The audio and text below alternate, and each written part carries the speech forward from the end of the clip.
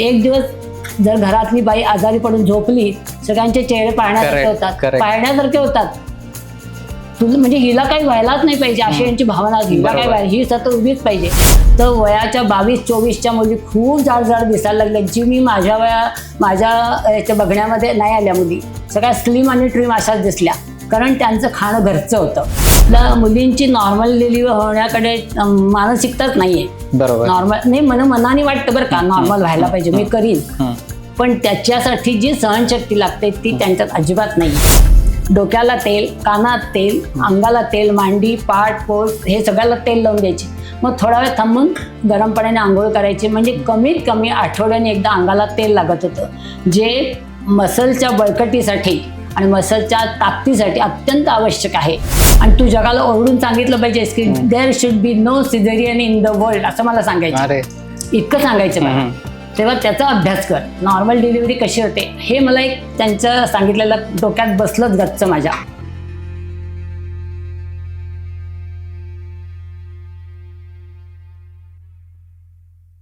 नमस्कार मंडळी, जय शिवराय. आज आपल्याकडे अशी गेस्ट आहे, वयाने जरी ते 73 वर्षाच्या असल्या तरी अजूनही मी म्हणेल एक 20 वर्षाची मुलगीच आहे. कारण आम्ही आज ज्यावेळेस आम्ही हॉस्पिटलमध्ये इथे आलो त्यावेळेस त्यांना म्हणजे 73 वर्ष आहे, तुम्ही इमॅजिन करू शकणार नाही. स्कूटीवरनं मी त्यांना जाताना बघितलं, पण एनर्जी तेवढीच होती जी एका लहान मुलीमध्ये, एका स्त्रीमध्ये जी असायला पाहिजे. आपण 73 वर्षापर्यंत पोहोचू की नाही हा फार मोठा विषय आहे, पण मी खरं सांगेल तुम्हाला हा पॉडकास्ट नक्की बघा. कारण त्यांनी 60चं दशक, 70, 80, 90 म्हणजे जे आपण म्हणतो 90sच्या पूर्वी आणि 90sच्या नंतर, म्हणजे ज्याला म्हणतात की जे 90sमध्ये जन्मले त्यांना पूर्वीचं म्हणजे ब्लॅक अँड व्हाईट आणि कलर ह्या दोन्ही गोष्टी माहीत आहेत. 40 वर्षांचा एक्सपिरियन्स आहे त्यांना डॉक्टरकीमध्ये. त्यांनी प्रसूतीपूर्व, प्रसूतीनंतर, दुसरी गोष्ट म्हणजे त्यांनी जापानमध्ये जाऊन 5 वेळा अशा महत्त्वाच्या सिटीज आहे, त्यापैकी एक टोकियो सिटीज आहे, तिथे जाऊन त्यांनी लेक्चर्स दिलेले आहे. त्याच्यामध्ये लेक्चर्स अशी दिलेत त्यांनी की बिफोर प्रेग्नन्सी, आफ्टर प्रेग्नन्सी, लहान बालकांची मालिश आणि आणखीन एक नवीन कन्सेप्ट आहे किचन फार्मसी. आपण ह्या सगळ्या गोष्टी ऐकून घेणार आहे. सगळ्यात महत्त्वाचं म्हणजे मलाच उत्सुकता झाली आहे ऐकण्याची. तर आज आपल्या ज्या गेस्ट आहेत त्यांचं नाव आहे प्रभाताई गोडबोले. आणि चला सुरुवात करूयात. प्रभाताई, तुमचं खूप खूप स्वागत आहे आमच्या नारी शक्ती पॉडकास्ट सिरीजमध्ये. नमस्कार. थोडक्यात जसं मी आता इंट्रोडक्शन दिलं, ऐकण्याचे तर खूप इच्छुक आहे आम्ही सगळेच, तर तुम्ही थोडक्यात तुमची माहिती सांगा. म्हणजे तुम्ही करिअरला स्टार्ट कधी केलं आणि आतापर्यंत काय करताय तुम्ही? मी माझं करिअर खरं म्हटलं तर डॉक्टरकीचं होणारच नव्हतं अशी माझी एक भावना होती. कारण 61 साली मी SSC झाले, त्यावेळी 65चा पूर आला आणि आम्ही पूर्ण नाहीसेच झालो होतो, म्हणजे काही शक्यच नाही पुढचं करणं. या दिवशी त्यावेळेला मी जेव्हा SSC चांगल्या तऱ्हेने पास झाले तेव्हा माझ्या वडिलांनी एका थोर माणसांकडे मला नेलं. त्या थोर व्यक्तीचं नाव आहे सर देशमुख महाराज. त्यांच्याकडे मला नेलं आणि त्यांना आम्ही पेढे दिले. पेढे दिल्यानंतर 1 सेकंदात मी काही विचारलंही नसताना त्यांनी मला सांगितलं की तू ही डॉक्टर होणार आहे. तर आम्ही त्यांच्याकडे बघतच राहिलो. अशक्य गोष्टी तुम्ही कसं काय सांगताय, म्हणजे माझे वडील मोठ्यांनी हसले, काय सांगताय तुम्ही? ते म्हणलं होणार आहे, तिच्या इथं लिहिलेलं आहे. असं म्हणताना मला एक आशेचा किरण दिसला. आणि त्यानंतर मग घरात जरी केवढ्या अडचणी होत्या तरी मी त्यांना भेटायला गेले की असं असं आहे, मी आता काय करू? मग तुला डॉक्टर व्हायचंय ना, मग तू आता कॉलेजमध्ये नाव घाल, असं मला ते दरवेळेला समजून सांगायचे. मग आपल्याला डॉक्टर व्हायचं ना, मग तू सायन्सला ॲडमिशन घे. मग प्रत्येक वेळेला हाच वाक्य, आपल्याला डॉक्टर व्हायचं ना, मग आता B ग्रुप घे. ते सगळं त्याच्यानंतर केल्यावर मग आता मेडिकलचा फर्स्ट क्लास मिळाला मला ह्याला FIBSc ला. त्याच्यानंतर मी गेल्यावर पुन्हा म्हणले मग आपल्याला डॉक्टर व्हायचं ना, BJ मेडिकलला अप्लाय कर, ते कागदपत्र काय असेल ते कर. ते केलं. तेव्हा ॲडमिशन जरा माझी लांबली आणि माझं ह्याला नागपूरला गेली ते ॲडमिशन. पण नागपूरला मला पाठवणं काही शक्य नव्हतं, त्यामुळे माझ्या आईवडिलांनी मला पुण्यामध्येच मग ॲडमिशन घ्यायचं ठरवलं. जो मिश्र आयुर्वेदचा कोर्स होता, BAMS असा जो कोर्स होता त्यालाच घ्यायचं ठरवलं. मग मी त्यांच्याकडे परत गेले की महाराज मला आता तो काही नागपूरला मला नाही पाठवत आहे, मी आता हा कोर्स घेते. ओके. ते म्हणजे 1 मिनिटात ते म्हणजे घेऊन टाक, अप्रतिम कोर्स आहे आणि पुढे आयुर्वेदाला अत्यंत चांगले दिवस येणार आहेत, मी सांगतोय तुला, तू अजिबात ॲडमिशनचं काळजी करू नको, ॲडमिशन घेऊन टाक. ते झाल्यानंतर परत प्रत्येक वर्षी त्यांना पास झालं की आता पुढे काय करता करता मी 3rd इयर पास झाले. पास झाल्यावर मला त्यांनी बोलून विचारलं पुढे तुझा कुठल्या विषयात अभ्यास करायचा विचार आहे तुझा. तेव्हा मी सांगितलं की मी लेडी डॉक्टर आहे आणि त्या 70-69 साली कसं असतं, बायका लेडी डॉक्टरकडे डिलिव्हरीला जायचा किंवा काही कंप्लेंट असली तर लेडी डॉक्टर आहे का बघायचा, ते मेल डॉक्टरकडे जायचं नाही त्यावेळेला. तर मी त्यांना म्हटलं की मग मी जर लेडी डॉक्टर आहे तर शेवटी मी सर्जरी मेडिसिन काही शिकले तरी बायकाच माझ्याकडे येणार, बरोबर, त्याच्यापेक्षा मग हा विषय शिकलेला बरा, असं मी त्यांना सांगितलं. ठीक आहे म्हटलं, मग मी तुला सांगतो तसं, जा तू घरी आणि मग मी तुला सगळं सांगतो काय काय करायचं. मग मी पुन्हा याच्यासाठी एक्सपिरियन्ससाठी कॉलेजमध्ये शिकावं लागतं, त्याच्यासाठी आम्हाला हाऊसमॅनशिप करावी लागते. ते सगळं त्यांना विचारत करत गेले आणि मला प्रसूती तंत्रामध्ये मला ऍडमिशन मिळाली. ओके. हे केव्हा? ते 70 साली. ओके. 69च्या एंडला अशी. आणि 2 वर्ष मला तिथे काम करायला मिळालं ताराचंद हॉस्पिटलमध्ये. आणि पहिलं 6 महिने मी हाऊसमॅनशिप केली आणि त्याच्यानंतर पुढचे 1.5 वर्ष जवळजवळ मी रजिस्ट्रारशिप केली. ओके. रजिस्ट्रारशिप असताना काय होतं, बरंचसं काम आपल्याला हाताने करायला मिळतं. हाऊसमॅन म्हणजे नुसता तो काम करणारा हमाल सारखंच काम असतं ते. पण रजिस्ट्रार जेव्हा होतं तेव्हा पुष्कळसं इंडिपेंडेंटली तुम्ही करू शकता, मॅनेज करू शकता.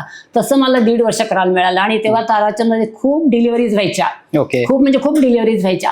आणि त्याच्याही पेक्षा महत्वाचा मुद्दा म्हणजे या माझ्या गुरूंनी मला सांगितलं होतं, हे बघ लक्षात ठेव, प्रसूती तंत्र शिकतेस ना, प्रत्येक बाईची डिलिव्हरी नॉर्मल झालीच पाहिजे, झालीच पाहिजे. आणि तू जगाला ओरडून सांगितलं पाहिजेस की there should be no caesarean in the world, असं मला सांगायचं. इतकं सांगायचं मला. तेव्हा त्याचा अभ्यास कर, नॉर्मल डिलिव्हरी कशी होते हे मला एक त्यांच्या सांगितलेलं डोक्यात बसलंच गच्च माझ्या. त्याच्यानंतर मग अनुभव असे त्यांच्या कृपेने मला मिळत गेले की ते संपल्यानंतर मी आणखीन एका मोठ्या हॉस्पिटलमध्ये काम केलं ट्रस्टच्या, जिथे महिन्याला 150 डिलिव्हरीज होत होत्या. बापरे. आणि तो काळ असा होता की कमी पैशात डिलिव्हरी होते, मग खेडेगावातनं अशा तशा खूप बायका यायच्या.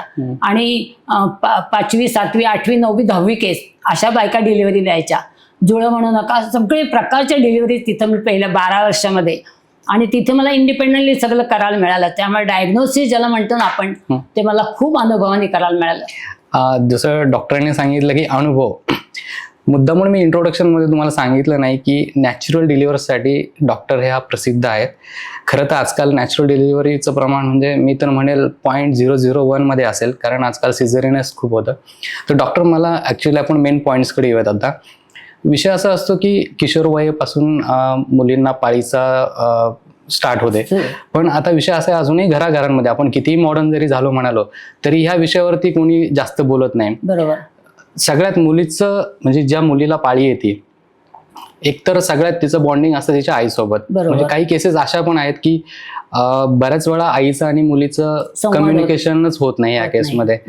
तर आता माझा पुढचा प्रश्न हाच आहे की एक साधारण वय जे आत्ता आहे, म्हणजे पूर्वीचं वय आणि आत्ताचं वय, म्हणजे पाळी नियमित येणं किंवा अनियमित येणे, हे बेस्ट वय कुठलं असतं आणि काय करायला हवं एका मुलीने? आम्ही पालकांबद्दल बोलत नाही, आपण त्याच्यानंतर येऊ पॉईंटवरती. शास्त्रामध्ये 12 वय हे योग्य धरलेलं आहे पाळी येण्यासाठी. 12 वयापासून 50 वयापर्यंत हा जो काळ आहे हा तिचा पिरियड येण्याचा काळ दाखवलेला आहे शास्त्रामध्ये. आता पूर्वीच्या काळामध्ये आता 12 म्हणजे अगदी सगळ्यांचं 12, तर 12 वयाला येते पाळी असं नाहीये. कोणाची 13, 14, 15, 16 सुद्धा पर्यंत येते. आणि पूर्वीच्या काळी साधारण 12च्या आधी काही कोणाची यायची नाही. पण आता तेही बदल दिसायला लागलेले आहेत आपल्या लाईफस्टाईलमुळं. कधी कधी आधी आणि कधी कधी अजून उशिरा, असे दोन्ही प्रकार आता आपण बघतो. पण त्या जुन्या काळामध्ये सहसा 12 ते 16 मध्ये पाळी नॉर्मल यायची. आता म्हणजे आत्ताच्या लाईफस्टाईलमुळे हे जे अर्ली पाळी येते, तर हे याचं नेमकं कारण काय, म्हणजे कशामुळे येते? अर्ली पिरियड येण्याचं कारण मला असं वाटतं की लहान वयामध्ये मुलींना नको ते विषय त्यांना समजले जातात. म्हणजे सोशल मीडियामुळे तुम्ही जे म्हणता, एक्सपोजर त्यांना आता या मोबाईलमुळं किंवा ह्याच्यामुळं किंवा सोशल मीडियामुळं त्यांना खूप एक्सपोजर आहे असं मला वाटतं. किंवा सिनेमे म्हणा, ह्याच्यामध्ये जे सगळं दिसतं ना ते त्यांच्या मनावर निश्चितपणे त्याचा परिणाम होतो. आणि त्यामुळे एक प्रकारचं शरीरामध्ये स्टिम्युलेशन ज्याला म्हणतो तसं ते व्हायला होतं. आता ते सगळ्याच मुलींना होतं असं नाहीये, पण काही रेअर मुली अशा आहेत की त्यांना अति लवकर पिरियड, म्हणजे 12 म्हणताना त्याच्यावेळी 10 वयाला पाळी आली. मी स्वतः पाहिलेले 1-2 मुली. मग त्या आईला मोठा प्रश्न पडतो की हे काय काय चाललंय, म्हणजे हे बरोबर आहे का नाही. आता आहे तर ऍक्सेप्ट तर आपल्याला करायलाच पाहिजे, त्याला पर्याय नाही. मग थोडंसं तिला काउन्सिलिंग करायला पाहिजे मुलीला, की घाबरू नकोस, हे असं होत असतं, हे सगळं सांगूनच तिला म्हणजे धावपळ करायची नाही, अमुक करायचं नाही, तमुक करायचं नाही, थोडी विश्रांती पाहिजे, हे सगळं आईने तिला काउन्सिलिंगच केलं पाहिजे. आता शाळांमधनं हे एक नवीन चांगला उपक्रम निघाले की शाळांमध्ये त्यांना सगळं हे शिकवतात, म्हणजे या पिरियड काळामध्ये काय करावं काय नाही, किंवा अचानकपणे शाळेमध्ये सुद्धा हा प्रॉब्लेम येऊ शकतो, तर त्यांची व्यवस्था नाही शाळेत केलेली असते. पण त्याच्या आधी त्या मुलींना सगळं शिकवलेलं असतं की काय होणार आहे तुमच्यामध्ये बदल, कसं कसं त्याला मॅनेज करायचं, कसं कसं तुम्ही फेस करायचं, काय झालं तर काय करायचं, असं पुष्कळ त्यांना चांगलं नॉलेज दिलेलं असतं. ही मोठी चांगली गोष्ट आहे त्याच्यामध्ये. पण हे जरी असलं तरी सुद्धा आईचं आणि मुलीचं जे बॉन्डिंग असतं ते एक वेगळंच असतं. बरोबर. म्हणजे बिनधास्तपणे आईशी बोलू शकते हे मुलगी, फक्त तेवढंच असतं. बाईंनी जरी सांगितलं किती तरी बाईंशी सगळंच काही बोलत नाहीत, ऐकून घेतात, कळलं म्हणतात. पण त्यांच्या ज्या डिफिकल्टीज आहेत, काय त्यांना वाटत असेल त्या आईशी जेवढं मोकळे बोलू शकतात तेवढं कोणाशीच बोलू शकत नाही. तेव्हा आईने आपला असा विश्वास संपादन करायला पाहिजे की मुलगी माझ्याशी सगळंच बोलेल, कुठलंही ती मनात ठेवणार नाही, काही प्रॉब्लेम असू दे, काही तिला वाटू दे मनामध्ये, त्या सगळंच ती माझ्याशी बोलेल. मग त्या वेळेला तिने समजून सांगून तिला दिलासाच दिला पाहिजे की हे असं घाबरासारखं काही नाही, असं होत असतं. कुठली लक्षणं जी असतात की पाळी येण्याच्या आधी दिसतात, म्हणजे ज्यांची पहिलीच वेळ आहे, हो, त्या मुलींसाठी तुम्ही काय सांगाल? त्यावेळेला पुष्कळदा मुलींचे मानसिक बदल होत राहतात, म्हणजे शारीरिक बदल तर होतातच, म्हणजे कशी ब्रेस्टची डेव्हलपमेंट होते, थोडेसे हेअर ग्रोथ व्हायला लागते वगैरे, ह्या सगळ्या चेंजेस त्यांनाही कळतं. पण शिवाय मानसिक असे होतात की चिडचिड्या होतात मुली, किंवा बोलत नाहीत कोणाशी, असं उद्धट सारखी उत्तरं देतात, ऐकत नाहीत, असे जे प्रकार होतात. तेव्हा आईने लक्षात घ्यायला पाहिजे की काहीतरी हिच्यात, आता वय जर बघितलं तर हिच्यात थोडेसे बदल व्हायला लागलेत. आता शाळेत सांगितलेलं असतं म्हणून आई काही फार सगळं डिटेल सांगत नाही त्यांना, पण आईला समजून येतं की हे थोडेसे बदल याच्यात, आणि आईनी समजून घेतलं पाहिजे, चिडायला नाही पाहिजे तिच्यावर की अशी काय रागवते, अशी काय उत्तर देते, मी तुझ्याशी बोलतेय. पण तिने समजून घ्यायला पाहिजे की हे असं असं व्हायला लागलंय. बरोबर. हे मानसिक बदल खूप जास्ती होतात. शारीरिक बदल आईला मुलीला कळतातच, आईलाही कळतात. पण आता काय, आता मुली ते आंघोळ न्हायला घालणं वगैरे आई काही करत नाही, त्यामुळे तेही आईला काही समजत नाही. बरोबर. आता हे झालं लवकर, आणि उशिरा कशामुळे येते, म्हणजे लाईफस्टाईल की आणखीन काही कारण? उशिरा पाळी येण्याचं लाईफस्टाईल हेच महत्वाचं कारण आहे. कारण खाणं जे आपलं आहे ना, ते आता खाणं आपलं म्हणजे ओव्हरऑल मुलींचं, ज्या वयात येणाऱ्या मुलींचं खाणं जे आहे ते न पचणारच बरंचसं आहे. आता न पचणारं म्हणजे अर्थ ज्याला म्हणतो आपण ब्रेड, म्हणजे मैद्याचे पदार्थ किंवा तळलेले पदार्थ बाहेरचे, किंवा पनीर, जी चीज, हे पदार्थ खूप मोठ्या प्रमाणावर खाल्ले जातात आणि खायला हरकत नाही, पण तेवढी पचवायची तुमची ताकद नाहीये. बरोबर. त्यामुळे काय होतं की ते नुसतीच फॅट वाढत जाते. ताकद वाढते का तर नाही वाढत, पण नुसती फॅट मात्र वाढत राहते. आता जर रस्त्यात आपण बघितलं तर वयाच्या 22-24च्या मुली खूप जाड दिसायला लागल्या, जी मी माझ्या बघण्यामध्ये नाही आल्या मुली. सगळ्या स्लिम आणि ट्रिम अशाच दिसल्या, कारण त्यांचं खाणं घरचं होतं. बाहेरचं हॉटेलमधले खाल्लं तर क्वचित प्रसंगी कुठे जेवायला गेले, असं याच्या पलीकडे फारसं नव्हतं. आता म्हणजे बाहेर खाणं हाच एक खूप मोठा महत्वाचा मुद्दा झाला की मनात आलं, भूक लागली, बाहेर गेलं, खाल्लं, संपला विषय. पण काय खातो आपण तो कोणी विचारच करत नाही. आणि त्याच्या जोडीला व्यायामाची अजिबात कमतरता आहे. पनीर आणि चीज आणि मैद्याचे पदार्थ तुम्ही खाऊ नये असं नाही, पण ते खायची ताकद, तुमची पचायची ताकद आहे का तुमची, ती नाही आहे. त्यामुळे काय होतं, नुसतेच फुफशा होत जातात, आणि त्याचा परिणाम शेवटी काही वेळेला आजार यायला लागतात, डायबिटीज, अमुक, हे सुद्धा लहान वयात हल्ली यायला लागले, थायरॉइड यायला लागले हल्ली. बरोबर. आता म्हणजे या वयामध्ये असं कुठलं आहार शैली, जी जीवनशैली आहे आपण म्हणतो की या वयात मुलींनी जर व्यवस्थित ठेवलं तर म्हणजे हाडांचं दुखणं म्हणा किंवा आणखीन भविष्यातल्या पुढच्या ज्या व्याधी होणार आहेत त्या न होण्यासाठी काय करायला, म्हणजे जीवनशैली कशी असायला पाहिजे आहाराची? बरोबर आहे. जीवनशैली म्हणजे खरं म्हटलं तर आयुर्वेदामध्ये जी दिनचर्या सांगितली आहे, ती जर दिनचर्या सर्वांनीच पाळली, म्हणजे ते मुलींना तर पाळायलाच पाहिजे, पण सर्वांनीच पाळले तर तुम्हाला खूप आरोग्यदायी तुम्हाला आयुष्य मिळू शकतं. म्हणजे उदाहरणार्थ आता सकाळी उठल्यापासून लवकर उठावं, तिथे क्वेश्चन मार्क आहे. आता लवकर उठावं, लवकर झोपावं, क्वेश्चन मार्क आहे.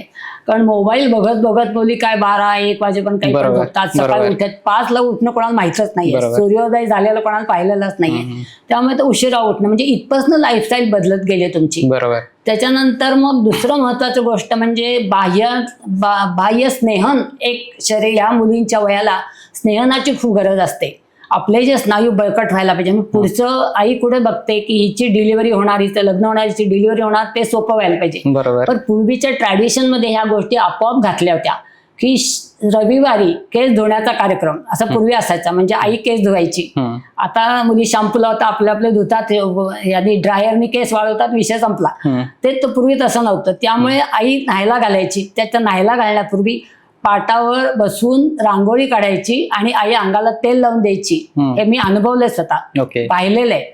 डोक्याला तेल, कानात तेल, अंगाला तेल, मांडी, पाठ, पोट हे सगळ्याला तेल लावून द्यायची.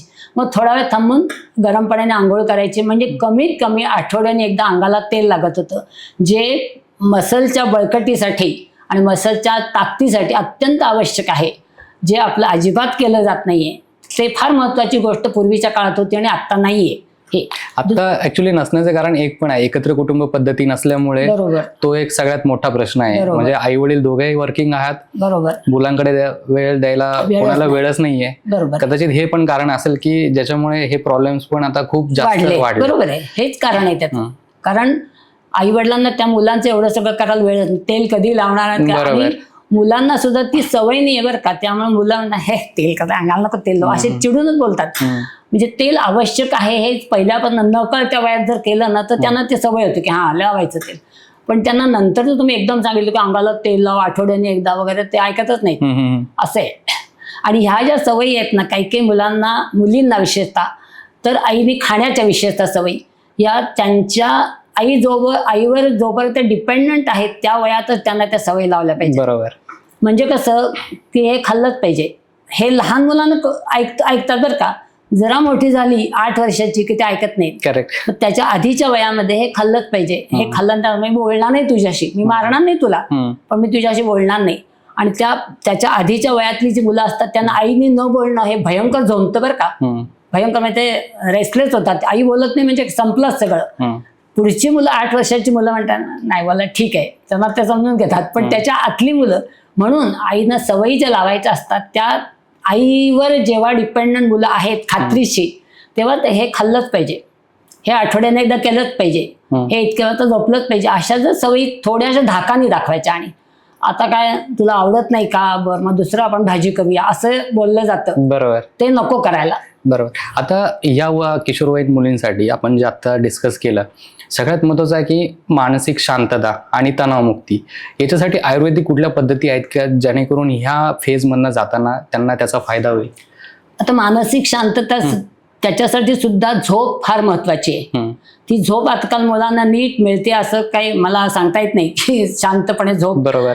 11-12 वाजेपर्यंत टीव्ही आणि मोबाईल. आता आई वडीलच बघतात तर मुलांना कोण त्यांना म्हणणार, असंही थोडं आहेच थोडंसं. पण घरामध्ये ती शिस्त थोडी ठेवली की नाही 11 वाजता बंद म्हणजे बंद, असं काही होत नाही.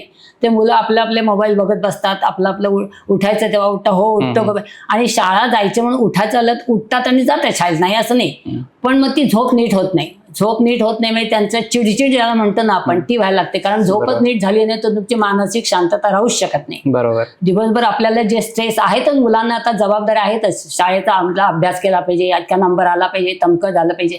या स्ट्रेस असेल तर तुम्हाला शांत झोप थोडा 6 तास 7 तास मिळालीच पाहिजे.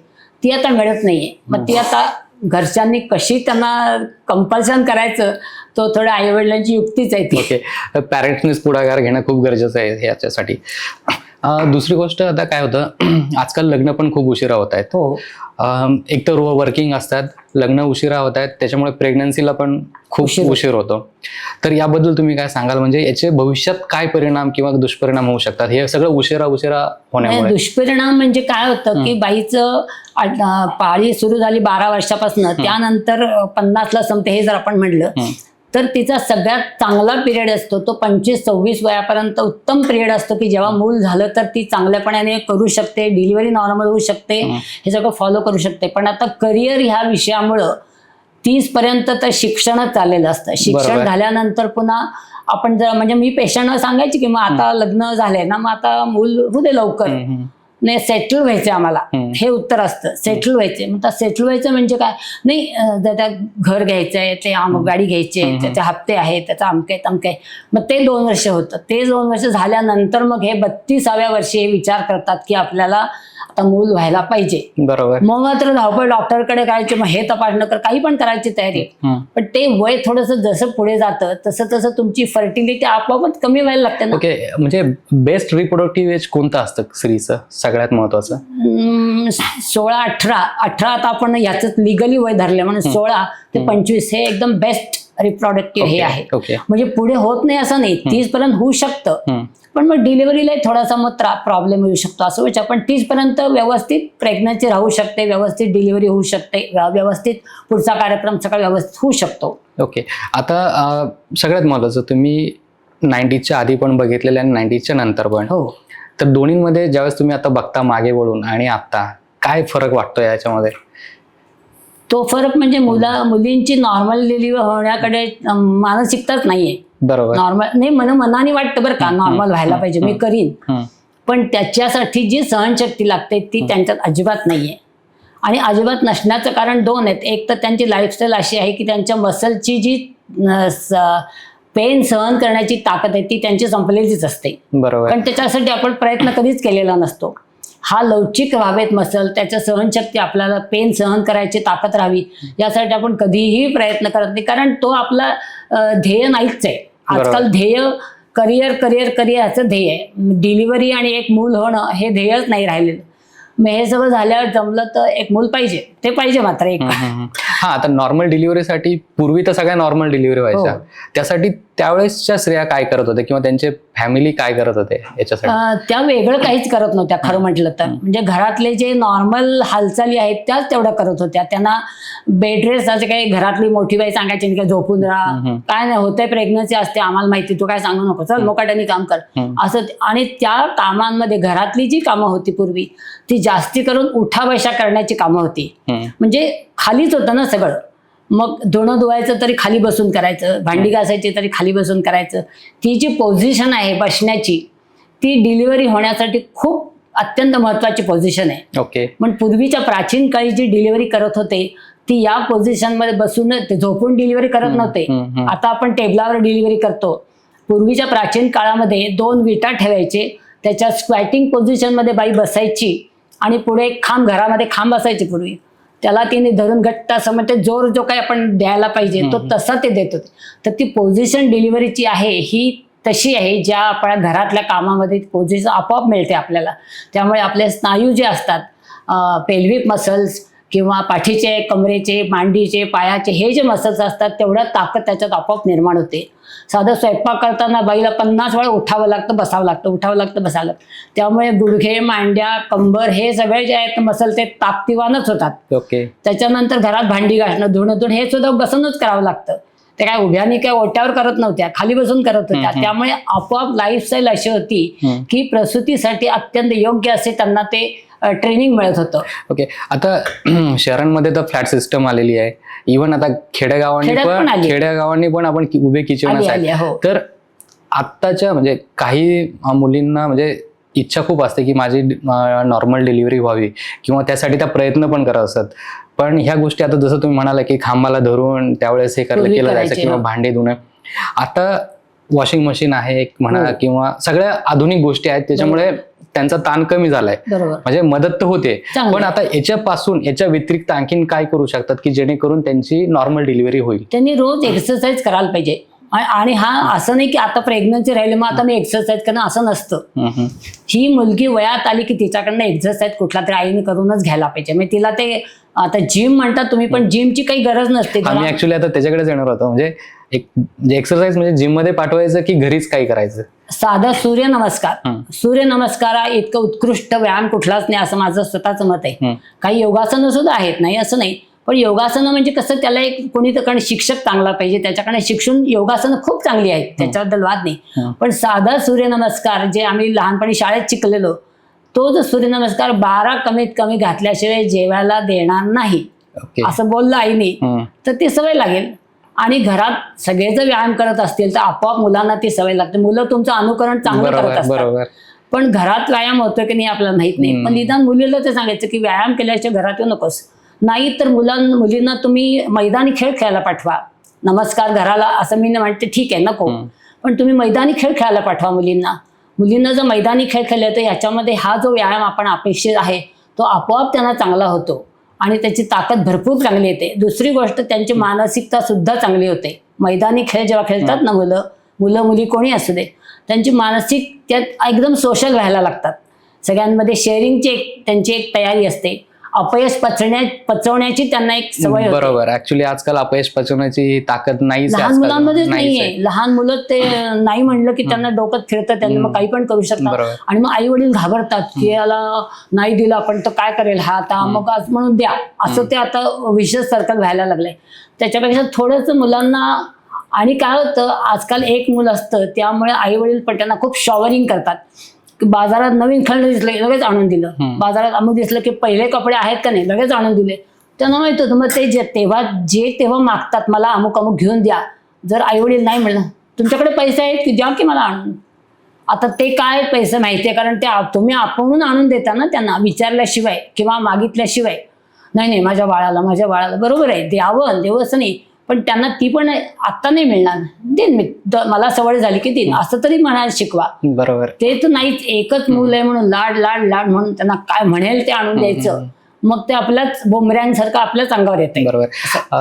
आता दुसरा प्रश्न असा आहे की एखादा कपल आहे, त्यांना प्रेग्नन्सी ठेवायची, बऱ्याच वेळा आजकाल असं आलंय की प्रेग्नन्सी पण राहत नाहीये, पण प्रेग्नन्सी राहण्यासाठी काही पंचकर्म किंवा काही अशी प्री प्रेग्नन्सीसाठीचे काही टेक्निक्स आहेत का जे करून पुढची प्रेग्नन्सी सुखकर आणि चांगली होईल? बरोबर आहे. पंचकर्म जी चिकित्सा सांगितली आहे ती लग्न झाल्यानंतर, आता पूर्वीच्या काळात लग्न झाल्यानंतर पुढे लगेच प्रेग्नन्सी असं अपेक्षितच होतं. आता काही पूर्वीसारखं राहिलेलं नाहीये, पण तरी सुद्धा तुम्ही लग्न झाल्यानंतर जर पंचकर्म दोघांनी करून घेतलं आणि कोणाला तरी तज्ज्ञ माणसाला दाखवून निदान बेसिक तपासण्या करायच्या. बेसिक तपासण्या म्हणजे बा त्या नवऱ्यामध्ये काही महत्वाची जी तपासणी आहे ती पुरुष बीज नॉर्मल आहे का एवढ्या एकदा बघून घ्या. त्याच्यानंतर स्त्रीच्या मध्ये लग्न झाल्यानंतर एक सोनोग्राफी, आता चांगले सोयी निघाल्यात, सोनोग्राफी करून निदान ओव्ह्युलेशन सगळ्यात महत्वाचं काय असतं, स्त्री बीज पाहिजे आणि पुरुष बीज पाहिजे. तर ह्या 2 तपासण्या करून जर ते सगळं नॉर्मल आहे म्हटलं तर एक निम्मा पोर्शन तुमचा संपला. त्यानंतर मग तुम्ही पुन्हा हे नॉर्मल व्हावं किंवा चांगली लवकर प्रेग्नन्सी राहावी, बाळ चांगलं वाढावं, यासाठी काही आयुर्वेदामध्ये पंचकर्म सांगितलेली आहेत. ती दोघांनी शरीराची शुद्धी करून घ्यावी. खूप चांगला उपक्रम आहे तो, अतिशय उत्तम उपक्रम आहे. पंचकर्म जे सांगितलं आहे ते बीज शुद्ध असावं, स्त्री बीज आणि पुरुष बीज दोन्ही शुद्ध असावं. यासाठी शास्त्रात सांगितलेलं आहे की लग्न झाल्यानंतर तेव्हा मुलाचे आपण हे विचार करतो त्याच्या आधी दोघांनी शुद्धी करून घ्यावी. म्हणजे शुद्ध बीज दोन्ही जर असेल तर नॅचरली कन्सेप्शन चांगलं होणार, ते अबॉर्शनची भीती कमी राहणार, बाळ चांगलं सुदृढ होणार, ह्या सगळ्या गोष्टी मग आपोआप येतात त्याच्यामध्ये. ओके. आता दुसरं महत्त्वाचं म्हणजे एक तर प्रेग्नन्सी राहिली आणि प्रेग्नन्सी नंतर बऱ्याचशा आता आजकाल टेस्ट असतात, म्हणजे त्या सगळ्या टेस्ट करणं खरंच गरजेचं असतं की प्रेग्नन्सी नंतर म्हणजे सोनोग्राफी टेस्ट म्हणा किंवा डॉक्टर जे देतात, ज्यावेळेस आपल्याला पहिल्यांदा कळतं की प्रेग्नन्सी राहिल्यापासून ते डिलिव्हरी पर्यंत आजकाल भरपूर साऱ्या टेस्ट करायला देतात. त्यातल्या कुठल्या करायला पाहिजेत आणि कुठल्या नाही असं तुम्हाला वाटतं? कारण पूर्वीच्या काळी तर एवढ्या सोनोग्राफी हा प्रकार नव्हताच. पूर्वी सोनोग्राफी नव्हती, पण सोनोग्राफी नसल्यामुळं काय झालं, एक फायदा सांगते मी तुम्हाला की डॉक्टरची, म्हणजे माझा स्वतःचा अनुभव आहे की आमची पंच ज्ञानेंद्रिय अत्यंत तल्लख झाली. म्हणजे आम्हाला स्पर्शाने काही काही गोष्टी कळू लागल्या, आम्हाला दर्शनाने म्हणजे नुसतं बघण्याने काही काही गोष्टी कळू लागल्या, आम्हाला बाळाचे ठोके ऐकून कमी जास्तपणा हा कळू लागला. ही जी तल्लखपणा होता तो आता रिपोर्ट टेबलावर ठेवून बघायचा, त्यामुळे त्यांचा आता उपयोगच नाही, पंच ज्ञानेंद्रियांचा उपयोगच नाही. तो आम्हाला तो फायदा झाला. पण आता जर चांगल्या तपासण्या निघाल्या आहेत, सगळं तुमच्या हातात सगळं मिळतंय आणि तुम्हाला लवकरच्या प्रेग्नन्सीमध्ये जर कळतं की हे अबनॉर्मल होणार आहे काहीतरी, तर तुम्ही त्याचे निर्णय घेऊ शकता. म्हणजे ही चांगली गोष्ट आहे एक प्रकारे. आणि समजा तपासणी केल्या तर अपाय काहीच नाही आपल्याला, आपण त्याच्यावर औषध आहेत गरजेची तर घेणार, नाही तर नाही घेणार, पण तपासण्या करायला काही अपाय नाही असं मला वाटतं. बरोबर. काही जेनेटिक प्रॉब्लेम असतात, म्हणजे काहींना डायबिटीस जन्मताच किंवा वंश परंपरेनुसार आलेला असतो, त्याच्यामध्ये कुठलं आयुर्वेदिक चांगलं की ॲलोपॅथी? आता हे सांगणं खूप अवघड आहे खरं म्हटलं तर, कारण शेवटी ज्या अभ्यास कुणाचा तेवढा आहे त्याच्यावर सगळं अवलंबून आहे. एखाद्या आयुर्वेदिक तज्ज्ञाचा तेवढा अभ्यास असेल तर काही प्रॉब्लेम नाहीये. बरोबर. आणि डायबिटीस असेल आणि प्रेग्नन्सी मध्ये काही प्रॉब्लेम येऊ शकतो का, किंवा काय प्रिकॉशन घ्यायला पाहिजे डायबेटिक महिलेने? नाही, त्यांना वॉच फार ठेवावा लागतो. त्या प्रेग्नन्सीमध्ये शुगर कंट्रोलमध्ये ठेवून असंच ते करावं लागतं. म्हणजे नेहमी नेहमी तपासणं कराव्या लागतात. ओके. बाळाची वाढ कशी आहे ते नेहमी नेहमी बघावं लागतं. किंवा टर्मिनेट कधी कधी असं होतं की टर्मिनेट करायची वेळ येते, बाळाची डिलिव्हरी करायची वेळ येते, मग ते योग्य वेळ आहे की नाही असं ते फारच वॉच ठेवावं लागतं त्या पेशंट. अशा केसेसमध्ये सपोज आईला आता डायबिटीस आहे, मग जे जन्मणारं बाळ आहे क्वचित आहेत. अशा काही क्वचित. केसेस आहेत की डायबिटीस पण त्या मुलाला लगेच येऊन हो, जातो? क्वचित आहेत, पण ते टाळता येणं सुद्धा अवघडच आहे. आता आईला जर डायबिटीस आहे आणि तिला ओके, प्रेग्नन्सी याला काहीच करू शकत नाही आपण. हा, त्याला आपण काही आणि ते होतच असं पण नाही, पण काही वेळेला पुढच्या लेट एज मध्ये येतं त्यांना डायबिटीस. असे पण हेरिडेटरी तर आहेच बरं का. हा डिसीज जो आहे तो हेरिडेटरी आहेच. म्हणजे ओके. घरात आई वडिलांना असेल तर ते 4 मुलांपैकी एकाला येतोच बहुतेक वेळेला.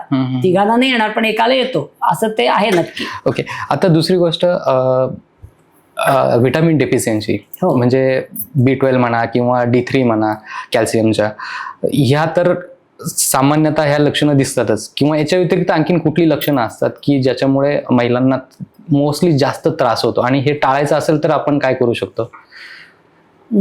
आता डेफिशियन्सी हे काही आयुर्वेदामध्ये काही कुठली डेफिशियन्सी असं काही काढलेलं म्हणजे कुठे काही सांगता येणार नाही तसं. पण आहार पोषक हवा. आता पोषक म्हणजे कसा, तर बाळाची वाढ होण्यासाठी ज्याला म्हणतो आपण अस्थिपोषक अशी काही द्रव्य हवीत, किंवा बाळाची बाकीची इंद्रिय चांगली होण्यासाठी कुठला आहार हवा, असं 9 महिने गर्भिणी परिचर्या असे एक शास्त्रामध्ये लिहिलेलं आहे. तर गर्भिणी परिचर्यामध्ये प्रत्येक मासानुमासिक या महिन्यामध्ये बाळाची ही अवयव डेव्हलप होतात, तर त्यांना अमका आहार द्यावा, अमकी औषधं द्यावी. दुसऱ्या महिन्यामध्ये अमुक होतं, त्याच्यासाठी हा आहार, असं 9 महिन्याचं पूर्ण आहार दिलेलं आहे त्याच्यामध्ये. म्हणजे आहार म्हणजे फार पौष्टिक आणि खूप असं काही नाही आहे, पण काही औषधं आहेत. आणि विशेषतः अमुक खावं, भात आणि दूध खावा, भात आणि दही खावं, असं ते विशिष्ट दिलेलं आहे त्या अवयवाचं चांगलं होण्यासाठी. तेवढं आपण फॉलो केलं तरी चांगलं आहे. बरोबर. आता सगळ्यात महत्त्वाचा प्रश्न, नॉर्मल डिलिव्हरी, म्हणजे तुम्ही त्या काळात बऱ्याचशा नॉर्मल डिलिव्हरी केल्या आणि त्याच्यासाठी तुम्ही प्रसिद्ध आहात, पण आत्ताच्या काळामध्ये नॉर्मल डिलिव्हरी ही फार कमी होते, मोस्टली सिझेरियनच होतं. तर याचं नेमकं कारण काय, आणि हे सिझेरियन टाळायचं असेल तर काय करायला हवं एखाद्या स्त्रीने? मुख्य म्हणजे त्याला वय हे सगळ्यात महत्त्वाची गोष्ट आहे. कारण मी जेव्हा प्रॅक्टिस केली त्या काळामध्ये 26 वय म्हणजे सगळ्यात शेवटचं वय. 26च्या पुढे मी डिलिव्हरी नाही कोणाची केली, 26 वयालाच केली. आता 32च सुरुवात होतीये, हा त्यातला महत्वाचा मुद्दा आहे. याने होतं काय की तुमची स्नायूंची जी ताकद आहे ती तर राहतच नाही, शिवाय व्यायाम आणि खाणं पिण्याच्या तुमच्या सवयी इतक्या वेगळ्या झाल्या आहेत की तुमच्या मसल्सना जे लवचिकपणा पाहिजे तो लवचिकपणा अजिबात राहत नाही. आणि डिलिव्हरी नॉर्मल होताना मसलची लवचिकता सगळ्यात महत्त्वाची आहे. म्हणजे राईट फ्रॉम युटरसचे मसल्स ॲज वेल ॲज तुमच्या शरीराचे मसल्स, म्हणजे त्याला कमरेचे मसल्स, पोटाचे मसल्स, मांडीचे मसल्स, हे जे मसल्स आहेत हे त्यावेळेला ॲक्ट होतात. तर त्यावेळेला ते मसलही चांगले पाहिजेत आणि गर्भाशयाची ताकदही चांगली पाहिजे. आणि यासाठी लवचिकपणा येण्यासाठी तेव्हा नंतर काही नाही करू शकत तुम्ही. म्हणजे आता प्रेग्नन्सी राहिली आणि आता मला लवचिकपणा असं नाही करू शकत. यासाठी तुमची लाईफस्टाईल पहिल्यापासूनच वेगळी पाहिजे. म्हणजे वजन तुम्ही माफक ठेवलं पाहिजे. वजन वाढतंय तर त्याच्याकडे लक्ष दिलंच पाहिजे. बरोबर. आता ते पुढे तुम्हाला त्रासदायक होणार. बरोबर. आता सगळ्यात महत्त्वाचं, आजकाल वर्किंग वुमेन्स आहेत, म्हणजे IT मध्ये काम करणाऱ्या महिला आहेत. आता प्रेग्नन्सी काळामध्ये त्यांना ट्रॅव्हल पण खूप करायला लागतं, काम पण करायला लागतं, घरचं पण काम असतं. अशा केसेसमध्ये ना त्यांना खूप स्ट्रेस येतो. हो. तर याचा काय इम्पॅक्ट होऊ शकतो प्रेग्नन्सीवरती, स्ट्रेस? तसं डायरेक्टली काही होत नाही. म्हणजे आता हा स्ट्रेस तर सगळ्यांना त्यातनं जावंच लागतं, त्याला पर्यायच नाहीये.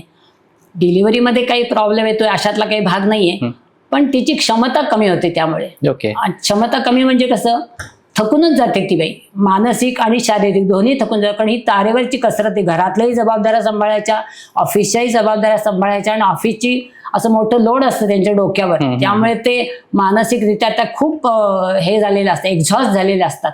त्यामुळे महत्वाचा मुद्दा म्हणजे त्या एक्झॉस्ट होतात, हे त्यातलं सगळ्यात महत्वाचं आहे. मग त्याच्यासाठी खाणं पिणं तुम्ही पौष्टिक ठेवलं तर थोडासा आपण त्याला मदत करू शकतो. पण एक्झॉस्ट होतात हे कबूलच करायला पाहिजे, कारण दोन्ही याच्यावर सांभाळायचं म्हणजे ते अवघड काम आहे, अत्यंत अवघड. जर कंपनीमध्ये आता वर्किंग वुमेन्स आहेत त्यांना ही घरची आणि बाहेरची सगळी कामं करायची कसरतून जो मनाचा एक प्रकारचा अत्यंत थकवा येतो, मानसिक आणि शारीरिक दोन्ही थकवा येतो. तर याला दुसरा आता पर्याय तर काहीच नाही, हे तर करावंच लागणार त्यांना. पण कंपनीमध्ये किंवा ह्याच्यात असे काही रूल केले की त्यांना थोडं वर्कलोड कमी दिलं की ज्याचा स्ट्रेस होणार नाही त्यांना, बरोबर. किंवा थोडं लवकर घरी जाण्याची परवानगी असं काही दिलं तर त्यांना किंवा किंवा ऍटमॉस्फिअर त्यांना असं दडपणाचं नको की हे अमुक नाही पूर्ण झालं तर अमुक होईल असंच निदान ठेवू नये. बरोबर. तर थोडंसं त्या रिलॅक्स राहतील. हा एवढंच आपण सांगू शकतो त्याच्यामध्ये. ओके, हे झालं प्रेग्नन्सीच्या बद्दल बोललो आपण. बऱ्याच वेळा काय होतं, प्रेग्नन्सी नंतर मिसकॅरेजचं प्रमाण पण आता खूप वाढलंय. याची नेमकी कारणं काय आहेत? म्हणजे पूर्वी पण अशीच मिसकॅरेजेस व्हायचे? होती नाही असं नाही, पण पूर्वीच कसं होतं माहितीये का, मिसकॅरेज जरी झाली तरी या लोकांची सगळी अशी समज होती घरच्या बायकांची, ठीक आहे पुन्हा होईल, आयुष्य पडलंय, ही त्यांची भावना होती. म्हणजे फार त्याच्यासाठी काही असं टेन्शन नाही घ्यायची की आता मिसकॅरेज झालं म्हणजे पुन्हा या कधीच होणार नाही. पण मिसकॅरेज झालं तरी पुन्हा प्रेग्नन्सी राहू शकते. ओके. पण पुन्हा मिसकॅरेज होईल का यासाठी थोडीशी काळजी घ्यायला पाहिजे त्यावेळेला.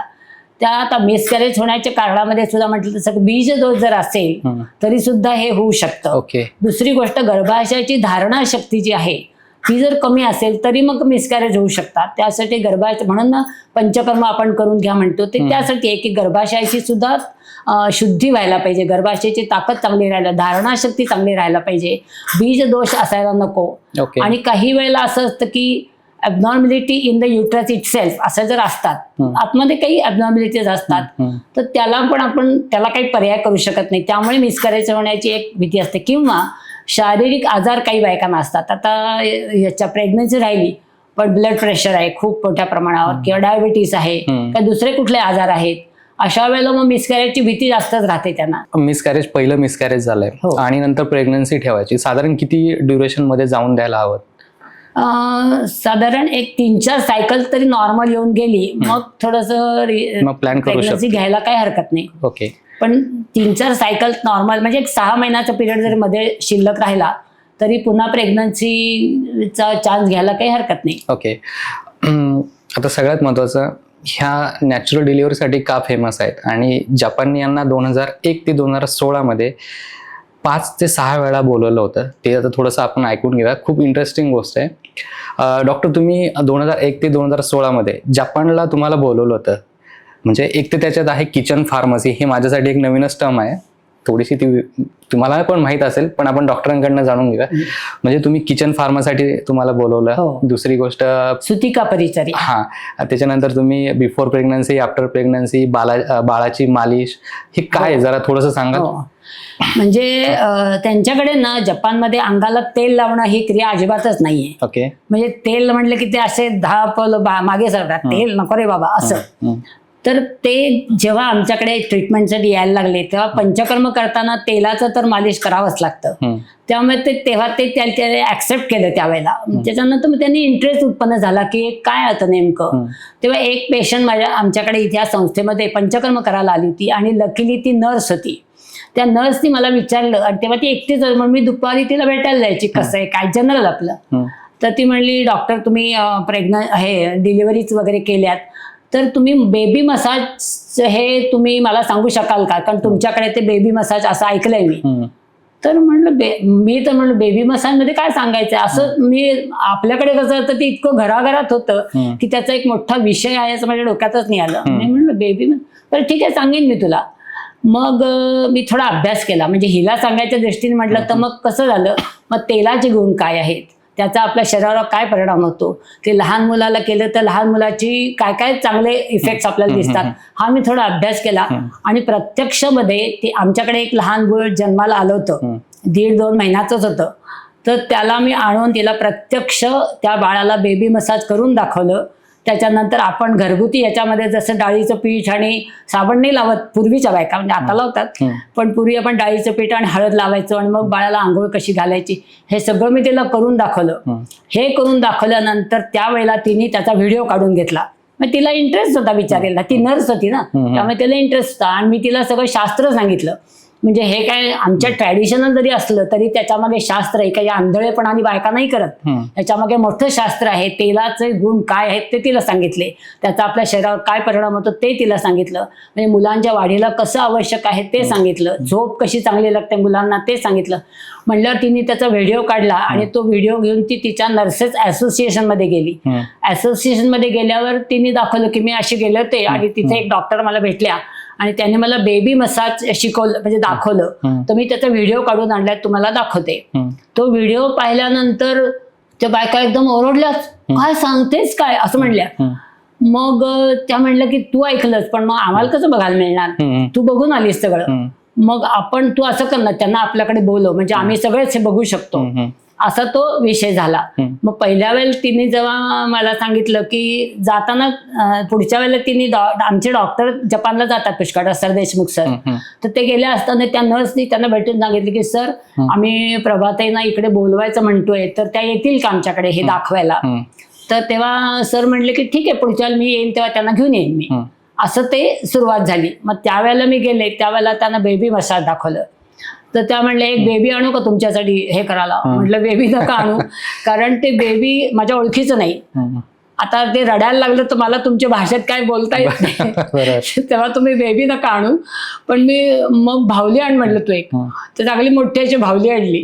मग त्यांना मी सगळं व्यवस्थित तेल लावायचं कसं, पायावर आपण कसं घालतो घरामध्ये, त्याच्यानंतर आंघोळ घालताना सुद्धा पायावर आंघोळ घालण्याचे काय परिणाम होतात, पायावर मसाज करण्याचे काय चांगले परिणाम होतात, म्हणजे त्याचा नेझल पॅसेज जो आहे तो मोकळा राहतो आपण पायावर घातल्यामुळं. ही त्याच्यामध्ये शास्त्र आहे, म्हणजे त्याच्या काही अडाण्यासारखं नाही करत. तर ते त्यांना दाखवल्यावर ते खूप खुश झाले, खूप म्हणजे खूपच खुश झाले.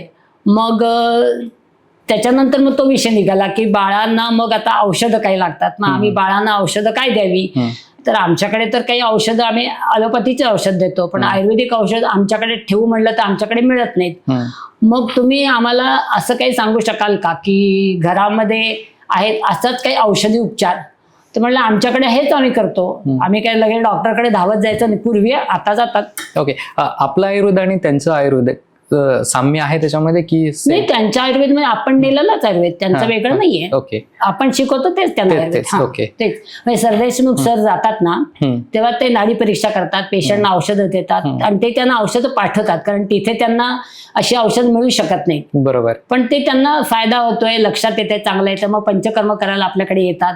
तेव्हा त्यावेळेला ते म्हणले की मग आम्हाला तुम्ही असं लहान मुलांना आम्हाला डॉक्टर नकोय, मग आम्ही घरच्या घरी काय करावं असं काही सांगू शकाल. लागलं तर डॉक्टरकडे धावायला नको असं तुम्ही म्हणता की आमच्या घरी आजी बिजी असतात त्या घरच्या घरी औषध देतात, आम्ही काही लगेच डॉक्टरकडे नेत नाही, तसं आम्हाला शिकवाल का. तर म्हणलं मी शिकवेन. पहिल्या अवस्थेमधले जो आजार आहेत बाळाचे ते मी तुम्हाला नक्की सांगेल. पण आता खूप काही जास्त झालं तर सगळं घरी करणं काही शक्य नसतं, त्यावेळेला तुम्हाला डॉक्टरचा सल्ला घ्यावा लागेल. बरोबर. पण सुरुवातीच्या काळामध्ये बारीक बारीक जे असे असतात नुकसे म्हणतो आपण त्याला, ते तुम्ही घरगुती करू शकता. जे आम्ही करतो ते तुम्हाला शिकवतो. मग त्यांना सगळे मी घरातले औषधी आपल्याकडे जे औषधी गुणधर्म असलेली मसाले जे आपल्याकडे असतात ते सगळ्याचे उपयोग शिकवले त्यांना. मग थोडक्यात ओवा, शेपा, बडीशेप, हिंग, त्याच्यानंतर सुंठ, आलं नाही पण सुंठ मेनली, असे बरेचसे त्यांना मी शिकवले, तर ते खूप खुश झाले. त्याच्यानंतर लेप घालण्यासाठी काय आपण लेप कसे घालतो लहान मुलाला, हिंगाचा लेप घालतो, कपाळाला जायफळाचा लेप घालतो, वेखंड छातीला लावतो थंडी बाधू नये म्हणून.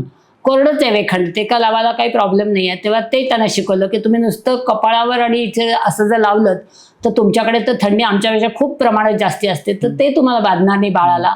छातीला तुम्ही वेखंड लावतात, छातीत कफ दाटणार नाही. बरोबर, असं सगळं त्यांना मी शिकवलं.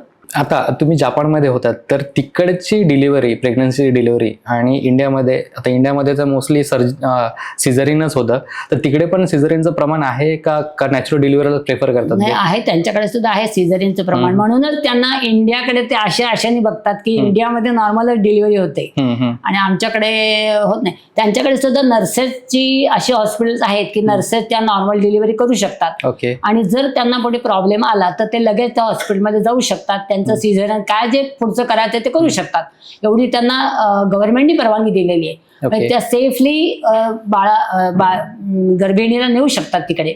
ओके. असं नाही वाटत की आता मी काय करू, आता कोण मला घेईल का वगैरे, असं नसते, त्यांच्याकडे रेग्युलरली घेतात. ओके. आपलं जे डिस्कशन झालं सकाळी पॉडकास्ट सुरू होण्याच्या आधी, तुम्ही एक किस्सा सांगितला होता की जापनीज एक कपल आलं होतं आणि प्रेग्नन्सी होती त्यांनी, आणि मेन म्हणजे त्यांना घरात प्रेग्नन्सी डिलिव्हरी करायची होती. तर तो किस्सा काय होता एक्झॅक्टली? तो किस्सा फार महत्वाचा आहे. म्हणजे त्या पेशंटला प्रेग्नन्सी, वय वर्ष 34 होतं त्या बाईचं, प्रेग्नन्सी राहत नव्हती. मग ती आमच्या डॉक्टर सरदेशमुख सरांकडे ती ट्रीटमेंटसाठी, आयुर्वेदिक ट्रीटमेंटसाठी गेली, नाडी परीक्षा करून. ते सगळं झाल्यावर तिला प्रेग्नन्सी राहिली. सरांनी ते औषध दिल्यानंतर प्रेग्नन्सी राहिल्यानंतर 2-3 महिने झाल्यावर ते म्हणले आता तुम्ही प्रभातेना दाखवा पुढचं, म्हणजे ते अँटीनेटल केअर ज्याला म्हणतो आपण तसं. हा कधीचा काळ होता?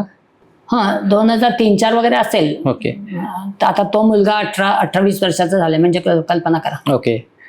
तर त्यांनी सरांनी सांगितलं की आता तुम्ही प्रभातेना दाखवा. तर मी त्यांना घरी जाऊन 9 महिने तपासलं, सगळं तपासण्या करायची, काय ब्लड प्रेशर, आम्हाला जे काही तपासण्या आवश्यक असतात, त्याची वाढ कशी, हे सगळं नॉर्मल होत होतं. बरं, त्या बाईने औषधं वगैरे फारशी काही घेतली नाही बरं का. ती म्हणली की गरज नाही, तुम्ही सांगता तर नको घ्यायला औषध, शतावरी कल्प वगैरे एवढं फक्त औषध दिलं, ह्याच्या पलीकडे काही फारसं दिलं नाही. आणि वाढ जर चांगली होती तर उगीच औषध द्यायचा माझाही विचार नव्हता. म्हणून मी म्हटलं काय खाण्यापिण्यात चाललंय तर एवढं ठीक आहे म्हटलं. मग जवळजवळ जसं आलं तसं तिला 9व्या महिन्यामध्ये मी मात्रा बस्ती पण घरी जाऊन दिले. मात्रा बस्ती म्हणजे तेलाचं बस्ती पेशंटना देतात, याच्या शास्त्रात लिहिलेलं आहे, तसं मी ते फॉलो केलं. तिथं 9व्या महिन्यामध्ये पूर्ण महिनाभर तिला मात्रा बस्ती दिले. यांनी काय होतं, आतले पेल्विक ऑर्गन जे आहेत ते सॉफ्ट राहतात तेलाच्या आणि वाताची जी क्रिया आहे, कारण डिलिव्हरी होणं ही वाताचंच मुख्य हे असतो, काय म्हणतो वातच ते कंट्रोल करत असतो डिलिव्हरी होणं. तर तो वात जर नॉर्मल असेल तर डिलिव्हरी नॅचरली सुखाने किंवा नॉर्मल होणार का हे, म्हणून तिला ते वाताचे तेलाचे बस्ती दिले मी 9 महिने. मग ते होत आल्यावर मी तिला विचारलं की मग तुम्ही नाव कुठं घातलंय? ती माझ्याकडे बघायलाच लागली, नाव कुठं घातलं? नाव नाही घातलं. म्हणून नाव नाही घातलं, मग कसं काय करणार? तर आम्ही घरीच डिलिव्हरी करणार. डायरेक्ट सांगितलं आम्ही घरीच डिलिव्हरी करणार. म्हणलं कोण करणार? तर मी करणार. मी पडलेच. तो नवरा म्हटला मी करणार. म्हटलं हे पहा, तुम्ही करणारे सगळं योग्य, बोलण्याला चांगलं आहे, पण कुठेतरी नाव घालून ठेवा. आयत्या वेळेला तुम्हाला जर ते झेपलं नाही तर तुम्हाला ऍडमिशन पटकन मिळणार नाही. की तुम्ही नाव नाही घातलं अमुक नाही, तर बेटर नाव घाला. जावा की न जावा हा प्रश्न वेगळा आहे, पण नाव घालून ठेवा. तर ते म्हणले आम्ही नाव घालायचा प्रयत्न केला, पण जिथे जिथे आम्ही नाव घालायला गेलो त्यांनी सांगितलं आम्ही तुमचं सीझरच करणार. ही 3 ठिकाणी आम्हाला अशी उत्तरं मिळाली. म्हणून आम्ही ठरवलं जायचंच नाही, आम्ही घरीच डिलिव्हरी करणार. म्हटलं हे इतकं योग्य नाही, असं कुठेतरी नाव घालून ठेवा. बरे सीझर करू दे, पण नाव घालून ठेवा, त्यावेळेला धावपळ नको व्हायला. असं म्हणताना त्यांनी एका ठिकाणी नाव घातलं, सीझर करणार सांगितलं त्यांनी, आम्ही तुमचं सीझरच करणार. मग ठीक आहे, नाव तर घाला म्हटलं. तरी सुद्धा शेवट जसा यायला लागला तसं त्यांनी मला विचारलं की प्रभाताई तुम्ही डिलिव्हरीला उभ्या राहाल का इथं अशा समोर? मी करणार डिलिव्हरी, पण तुम्ही उभ्या राहाल का? म्हणलं राहीन उभी, नुसतंच उभं राहायचंय ना, राहीन उभी. तर त्यांनी मला सांगितलं आमच्याकडे जपानमध्ये असं जन्मदाखला देताना घरी डिलिव्हरी केली जरी तरी डॉक्टर समोर उभा राहावा लागतो असं आमच्या. म्हणजे तुम्ही उभं राहून तुम्ही जन्मदाखला दिला तर आमच्याकडे चालतं, काही प्रॉब्लेम नाही. म्हणलं ठीक आहे, उभं राहायचं ना, मी राहीन उभी. जोरात सांगून टाकलं, जोरात उभी राहीन मी. आता ह्या गोष्टीला दिवस पूर्ण तिची XYZ तारीख होती, ती तारीख उलटून गेली तरी सुद्धा मला फोन नाही, काही नाही. मला वाटलं झाली वाटतं डिलिव्हरी, काय केलं बॉ यांनी, धन्य आहे त्यांची, असं मला वाटलं. आणि तरी 15 दिवस झाल्यानंतर त्याचा मला फोन आला. म्हणलं काय झाली का? ते म्हणलं नाही, अजून नाहीच झाली. अरे म्हणलं मग तू घरी कसा बसला, मला फोन का नाही केला? 15 दिवस तारखेच्या पुढे गेलेत आणि तू शांतपणे घरी कसा बसलास? मग आता काय करू म्हटलं. मी म्हटलं आता पहिलं एक काम कर, मी तुला सोनोग्राफीच्या डॉक्टरची चिठ्ठी देते, त्यांच्याकडे जा, सोनोग्राफी करून घेऊ आणि मग पुढचा निर्णय घेऊ आपण. म्हणजे खरंच दिवस उलटले आहेत का? कारण मी माझ्या प्रॅक्टिसमध्ये पुष्कळदा तारखे उलटून गेलेल्या अनेक बायका, पण सोनोग्राफिकली अजून पूर्ण दिवस झालेत किंवा नुकतेच झाले, पोस्ट मॅच्युअर झाली नाही असं खात्रीशीर किंवा लायकर भरपूर आहे असं नॉर्मल डिलिव्हरी केल्यात मी. पण ती खात्री पाहिजे की अजून दिवस उलटले नाही, म्हणून याला सांगितलं तू सोनोग्राफी कर. तर डॉक्टरला मी फोन केला की काय अवस्था आहे ते मला फोन करा, कारण आम्हाला त्याच्यावर निर्णय घ्यायचा आहे. तर 15 दिवस उलटलेत म्हटलं. तर त्याने मला फोन केला. की डॉक्टर ते पोस्ट मॅच्युअर काही झालेली नाहीये, आत्ताच फुल टर्म झाली आहे, ओके. म्हणजे आत्ताच दिवस भरले. पण आता तुम्ही निर्णय घ्या काय घ्यायचा, तुम्ही इंडक्शन करायचं का कसं करायचं तुम्ही बघा, पण आता पोस्ट मॅच्युअर काही झालेली नाहीये आणि लायकर चांगला आहे, बाळाची ग्रोथ चांगली आहे, बाळाची बाकी कंडिशन सगळं चांगलं आहे, आता तुम्ही निर्णय घ्या काय तो. मग हे सगळं झाल्यानंतर मी म्हटलं मग आता नॉर्मल डिलिव्हरी लवकर व्हायला पाहिजे, आपल्या दिवस उलटायला नको. तर म्हटलं मी माझा एक तोडगा आहे, त्याला तोडगा शब्द वापरला, तो सांगू का तुला, ऐकणार का? तो हो म्हणलं ऐकीन, कारण मी माझ्या प्रॅक्टिसमध्ये सर्व पेशंटना मी सांगितलेलं आहे, तसं त्यांचं झालेलं आहे, दिवस काय उलटले नाहीत कोणाचे. तर म्हटलं सांगा. मग मी म्हटलं त्याला रोज एरंडेल अर्धा कप घ्यायचं आणि दुसऱ्या दिवशी गरम पाण्याने डोक्यानं आंघोळ करायची, असं 3 दिवस करायचं.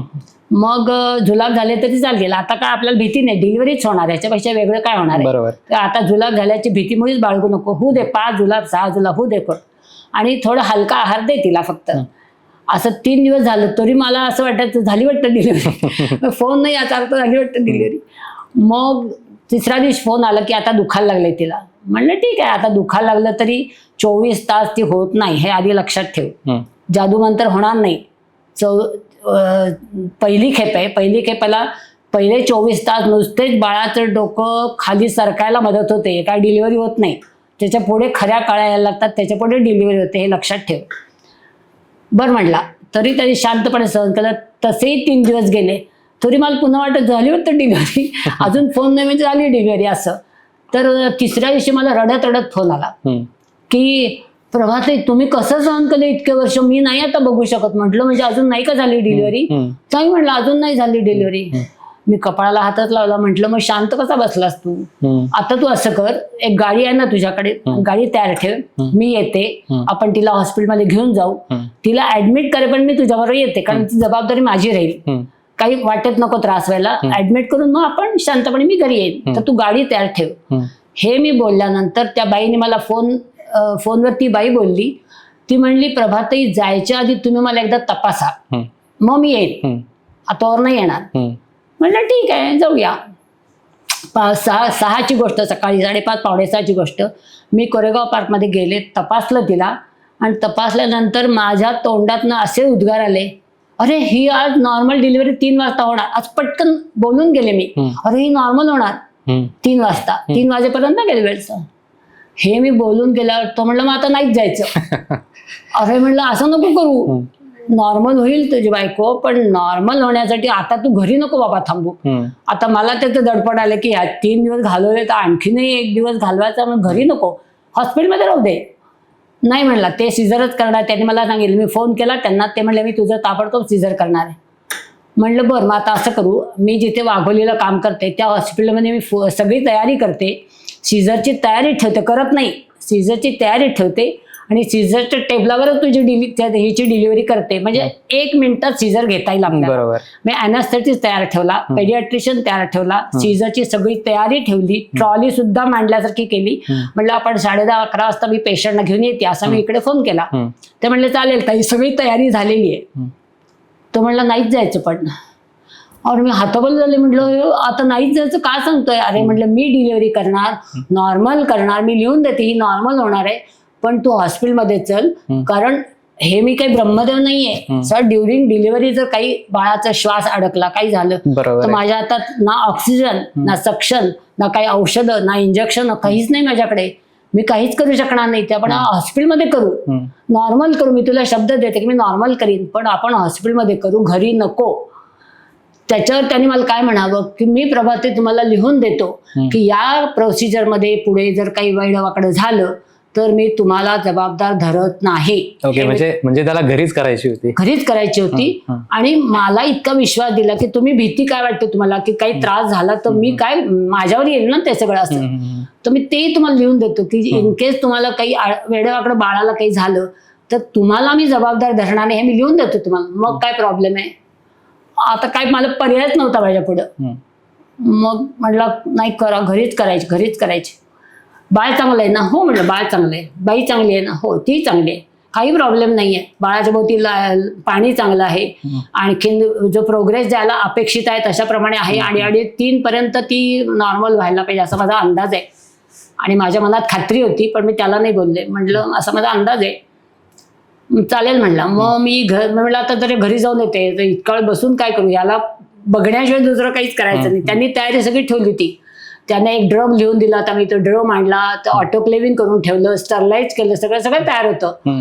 मग मी घरी जाऊन वाट पाहत मला फोन कर काही वाटलं तर.